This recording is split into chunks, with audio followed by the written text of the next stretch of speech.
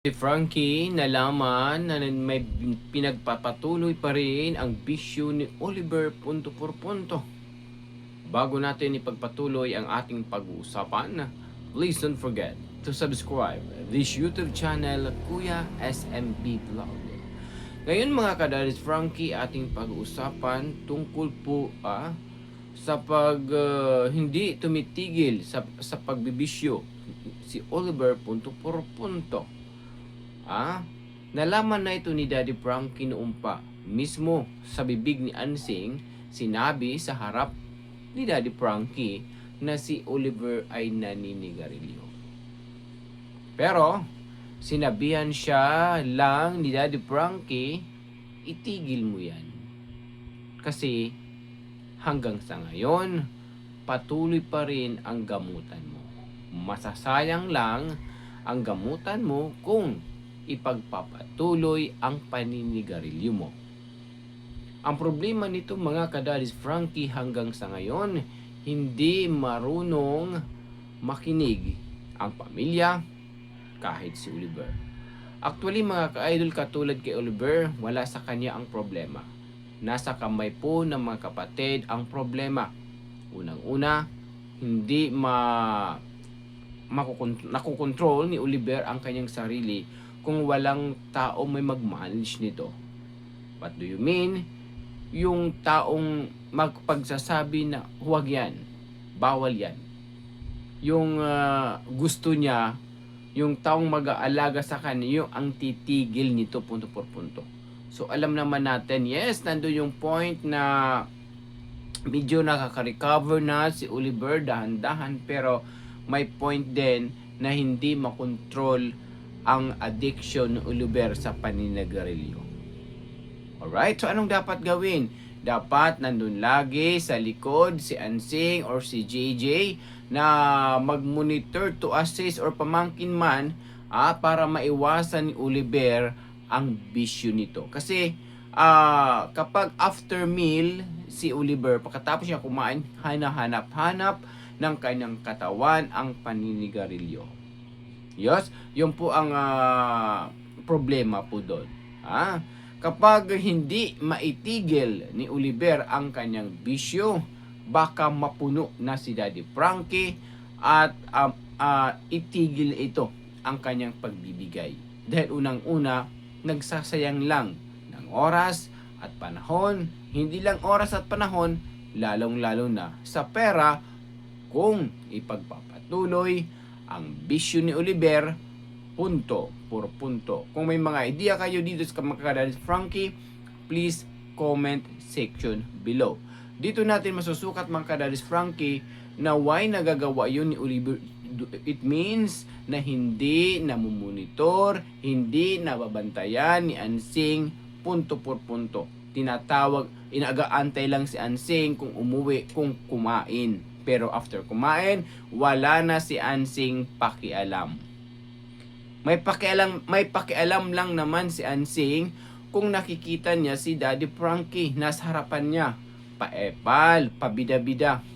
Na feeling siya ang most concerned sa kanyang kapatid. The end, wala palang pakialam. Anong mga idea niyo po dun mga kadalis Frankie? Please comment section below. Kasi ang nangyayari po dito, marami ang naiinis, marami ang nagagalit. Instead na itulong na lang kay Oliver, itulong na lang sa iba. Makakapagbigay pa tayo ng magandang resulta sa pagtulong ni Daddy Frankie.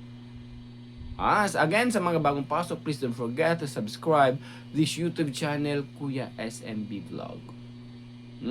Ganun lang po dun mga kadadis Frankie. Sabi pa nga ng iba mga kadadis Frankie, bitawan na yan ni Daddy Frankie. Tulungan na lang sa mga taga Mindanao. Ang daming mas deserving na taga Mindanawon kaysa kay Avatar. Kasi alam naman natin mga ka-idol noon, nag-aalaga lang ng tinungnong si Avatar or si Ansing kung may nakukuha siya mula sa sponsor or kay Daddy Frankie. Pero ngayon na wala siyang nare-receive any mula kay Daddy Frankie, ito'y tumabang sa pag-aalaga kay Oliver. Punto por punto. Sabi pa nga dito mga ka-idol, dapat talagang gamot na lang itulong kay Oliver. Ang daming taong mas may kapansanan na lumalaban sa buhay doon sa bundok. Yun po doon mga ka-idol, na yun ang opinion ng iba, na instead itulong kay Oliver na wala naman mapupuntahan, itulong na lang sa mga taong deserving tulungan sa Mindanao. Alright? Lalong-lalo na sa mga bundok na naiiwan ng ere ng DSWD kung saan silang nasasakupan, punto por punto. Kasi ang inaano lang naman ng mga, sana naman, again, ulitin ko, sana lahat ng mga nasasakupan ng community ng barangay official, sana kayong mga barangay official, makipag-coordinate kayo sa lahat ng mga plataforma. Kung hindi nyo alam yung mga area nyo, may mga tanod naman po kayo. May mga BHW, alam nila yan. Bakit hindi walang ganung way na hindi nyo alam ang nasasakupan ninyo? Kung alam nyo na may mga ganitong tao, makipag-coordinate kayo sa DSWD. Kung walang hakbang ang DSWD, yung tinatawag na kapabayaan ng gobyerno ang kahirapan ng Pilipinas sa kasalukuyan. Ganon. Well, we go back our content. Ganon po nangyari mga kadadi. Sabi pa nga ng ibang mga ka-idol, bitawan na binigay nyo lahat pero hindi pinahalagahan. Marami nangangailangan ng tulong. Yes po, nandun yung point. Ang problema mga ka-idol, parang yung family Reyes lang po ito mga ka-idol. Hindi pinapahalagahan ang bigay ng, hindi pinapalagahan ang blessings na dumarating sa kanila punto por punto. Yes, nandun yung point sa Oliver, kailangan pag-iintindi. Sana yung mga kapatid ni Oliver, kayo na tulungan nyo si Daddy Frankie, hindi lang ipaubayan nyo kay Daddy Frankie ang obligasyon ninyo. Kasi dapat nga, obligasyon po ninyo yan. At alalay lang si Daddy Frankie. Okay lang sana kung nagpo-focus si Daddy Frankie kay Oliver. Maraming mas deserving tulungan. Ansing and JG, kung sino mga kapatid, pamilya ni Oliver, tulungan nyo kung mahal nyo si Oliver. Huwag yung pakitang ik-ik lang kung nandyan si Daddy Frankie. Alright? Sabi pa nga dito mga Daddy Frankie, sana yung mga tinda dyan hindi nila bigyan at saka, yun po, sana kung mahal ni Ansing, mahal ni Oliver, mahal man sino man, pamilya ni Oliver, sana naman po mga kadadi, mga ka-idol, na kausapin nila yung mga malalapit na tindahan doon, na wag na pabilhin si Oliver ng sigarilyo or alak man na makakadistroso sa kanyang gamutan punto por punto. Kasi ang nangyayari po nitong mga ka-idol, distroso na po. Distroso na nga ang kanyang mga kapatid, distroso pa ang kanyang gamutan, ang kanyang bisyo. Paano na gagaling si Oliver? Please comment section below. Sabi pa nga dito mga kadadis Frankie, sa kapal ng mukha ang galing pumaepal ni Ansing kay Daddy Frankie. Kesyo mas naalagaan pa ng nababantayan si Oliver kaysa mga anak, pati pagkain dahil concern siya kay Oliver. Hanggang salita lang naman. Dapat hayaan na lang si Daddy Frankie sila kasi napakalaki ang nagawa ni Daddy Frankie, din nila sinuklian ng pagpapahalaga. Yung po dun mga ka-idol ang sukatan kung bakit marami ding naiinis sa family ni Oliver dahil wala silang pagpapahalaga. Hindi man lang sila hindi man lang magpapasalamat kung ano man ang na-receive nila kay Daddy Frankie o saan mang sponsor. Ganun lang po dun mga ka-idol. Lalo na si Ansing. Masaya si Ansing kapag may mga na-receive na blessings. Pero kung wala, inaharap, pinupuntirya niya si Oliver. Alam niyo mga ka-Daddy Frankie, pinahayaan lang ni Ansing si Oliver sa labas. Inaantay lang yan si Ansing, Oliver, kung umuwi, kakain. Hanggang dun lang, babalik. Pupunta naman kung saan-saan. Kung hindi naman yun masama para kay Oliver, malaking tulong po yun. Sana naman, i-monitor ninyo para maiwasan na pasukin o reveal ang bisyong paninigarilyo or pang-inom ng alak. So alam naman natin, tao tayo po. Maraming mga tukso, layuan mo ko sa aking paligid. Maraming mga tukso sa ating paligid. Madipinin na lang po yan sa tao kung magpapatukso. Alright? Ganun lang po dun mga kadadis Frankie, ang point ni Kuya SMB. Sabi pa nga dito mga ka-idol, bahala na si Oliver, yung mga kapatid niya yung mag-aalaga sa kanya. Mas marami pang mahihirap ang dapat tulungan ni Daddy Frankie. Yun ang dapat mga ka-Daddy's Frankie. Kaya lang, hindi binibigyan ng word ng pagpapahalaga. Walang pakialam, may pakialam lang sila kung nandyan si Daddy Frankie, pabida-bida na worry, concern sila kay Oliver. Pero in action, panay kuda lang sila ng ganon. Pero in action, wala. Nasaan ang hustisya? Sabi pa nga dito mga ka-Daddy Frankie, tapos na ang pagpapagaling ni Daddy Frankie Oliver, sila na bahala at buhay nilang kung abunuhan, niyan ang gusto nila. Well, big point change po mga ka-idol, sana po. Kasi ang mangyari po dito, na turnover ng bahay, may maintenance ang gamutan, obligasyon na ng pamilya paano ma-maintain ang nasimulan ni Daddy Frankie. Ang importante, naka-recover si Oliver. Sila na pong bahala na ipagpatuloy ang nasimulan ni Daddy Frankie. Hindi lang iaasa sa lahat kay Daddy Frankie. Sabi pa nga dito mga ka-idol, dapat po hindi yung tulungan kasi hindi po tulungan, hindi naman inaasikaso ng ansing si Kuya Oliver. Puro lang problema, nababaitan dyan sa mga kapatid niya, Kuya Oliver. Tsaka hinayaan lang ansing si Kuya Oliver. Yung po mga ka-idol, totoo po yun, pinapabayaan. Kaya galit na galit si ansing kay Ma'am Susana dahil napapansin ang karamihan ang kanyang kapabayaan. Alright, sana kung walang kapabayaan nangyari para kung pinapicture si Susana kasama si Ansing sa likod ni Oliver. Nandiyo yung point ng pagpapahalaga. Babawi ako sa aking kapatid, sa aking kakulangan mga nakaraang taon na 16 years sa kulungan ng baboy, babawi ako. Pero ang tanong ng karamihan, nasaan? Sabi pa nga dito mga ka-Daddy's Frankie, yung mga magkapatid, pera lang ang gusto nila, wala ng iba. Totoo, pera lang ang gusto, hindi gusto si Oliver. Kasi lululug, lagi nating tandaan noon, wala silang pagmamahal. Kasi kung mahal nila si Oliver, inalagaan nila noon yan. Kaya lang parang si Ansing nag-aantay na lang na mamatay si Oliver sa gilid. Yun ang point niya doon.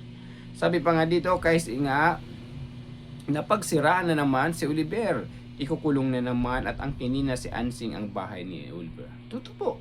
Totoo po yung mga mangyari kung mangyari uli yun. Baka ikulong na lang sa kwarto si Oliver. Doon sa kanilang tirahan, tapos sila na dito sa bagong bahay ni Oliver. We do not know. Alright?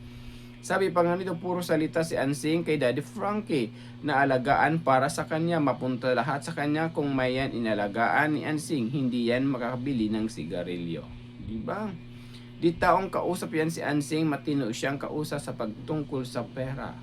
Pero tungkol kay Oliver, malaking tanong. So alam naman natin mga ka-idol na si Daddy Frankie ginagawa ang lahat para mapanatili ang magiging magandang kalusugan ni Oliver at ito'y makakatulong sa kanyang pagaling. Kaya lang maraming mga tukso, maraming mga sagabal sa mga plano ni Daddy Frankie. Pati sariling kapatid ni Oliver distroso, sagabal sa plano ni Daddy Frankie na mapagaling si Oliver as soon as possible. Kaya lang, walang magagawa si Daddy Frankie. Hindi naman all the time si Daddy Frankie nasa likod ni Oliver. Marami siyang dapat tulungan ng mga taong mas nangangailangan ng tulong kaysa bigyang pansin ang mga ginagawang kabulastugan at pagmonitor kay Oliver punto por punto. Sabi pa nga dito, hindi maalagaan si Oliver sa Ansing kung di ang pera lang ni Oliver.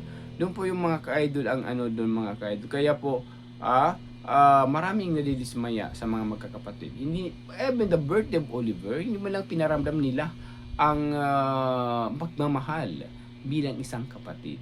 Makabawi man lang sila na birthday na hindi mula kay Daddy Frankie, birthday na mula sa kanila. Effort nila, iparamdam nila na mahal nila si Oliver. Ganun lang po doon mga ka-idol ang kailangan. Hmm?